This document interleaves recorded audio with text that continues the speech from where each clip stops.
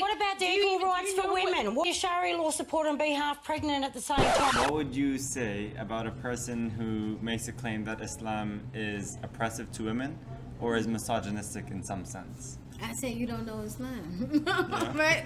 And I mean that would be a short answer, but the thing is that one of the things that's really sad is actually the way that we define our gender relations today, and that we define the freedom of the woman based upon someone else's standards. So let's take the most common, the most obvious one, right? Like the way that a woman is dressed or her hijab. And so if we define oppression as the suppression of someone's freedom to make certain choices about their life, and particularly about their own body, right? If we define that it is the removal of someone's free decision to express themselves fully in society, if we say, okay, well, that's oppression, then that means when I make the conscious choice to say my body, my choice, and I choose not to be available to every male gaze, right? I choose not for sensuality or, I don't choose that to be something that is accessible to anyone just walking down the street, that I choose who I want to be in my intimate company, that if I make that choice, then you deciding, right, for me, that that's not freedom, that's an infringement of my rights. That by itself is oppression, the attempt. So, of course, oppression is of multiple types. There's the mental oppression to try to tell me that I'm wrong, as if I have embraced some type of, I have internalized misogyny, or I have internalized the anti-woman ethic, inside of it. Actually, no, it's the opposite. Especially being a convert, I'm quite clear about that, right? I'm very sure about that.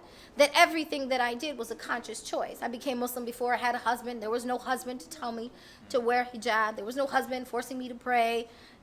None of that existed. So the idea of someone even suggesting that our behavior, our dress, is based upon someone else's forced behavior, and I just know instinctively you've got that twisted, right? So that's one aspect.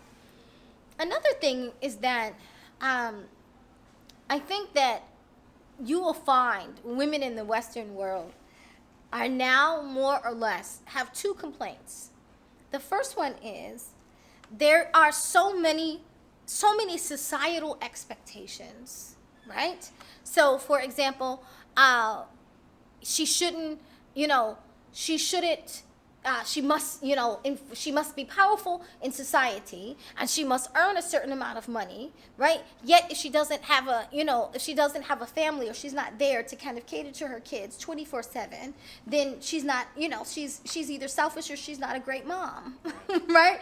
And so there's this expectations that I'm supposed to work like I have no children and parent like I don't have a job, right? Or there's this expectation of women that I'm supposed to, that femininity is in the way that I reveal myself, yet I want them to respect my mind, right? To be respected for my mind. I have to, if I should work like a man, right? And I should think like a man, but if I should behave like a woman, otherwise people won't like me, or they would say that I'm, too strong. So all of these Western ideas of women is that Islam really says, listen, right? Listen. All of those expectations in so many ways are moved away. And they're moved away by the example of the Prophet saying there were 4 perfect women. One of them is Maryam. The other one is Asiya, the queen who was the wife of Pharaoh, Khadija, the wife of the Prophet, and Fatima Zahra, alayhi salam. Inside of these 4, when you have Maryam, you have this very young, pure student of knowledge who was a mother, a single mother, right, who never got married. Inside of the Asiya, you have a woman who never had children, who was rich, who was powerful, who was a queen, yet a believer, and was ready to give up all of that, right, for the sake of her faith. You have another woman who was like a serious CEO, hardcore businesswoman, but yet what the Prophet sallallahu alaihi wasallam speaks about her is like her femininity and her gentleness and her love and her caretaking of him as a husband. And then you have Fatima Zahra, who's like the queen of all women of all times, who literally did manual labor, right? While at the same time was like known for her modesty and how she took care of her family. So inside of these four examples, you have these diversity of women that don't necessarily fit into one particular category. And so one of the biggest misconceptions is not so much about Islam being misogynistic. It's that people have defined femininity so small that most women can't fit inside of it. It's very contradictory in a way. It's super contradictory. And so with Islam, by providing that example, says that there is no stamp of the ideal perfect woman in this way, that she fits into society as vast as her knowledge or as brilliant as her talents, right? And that she has as many different roles that basically are a part of her life.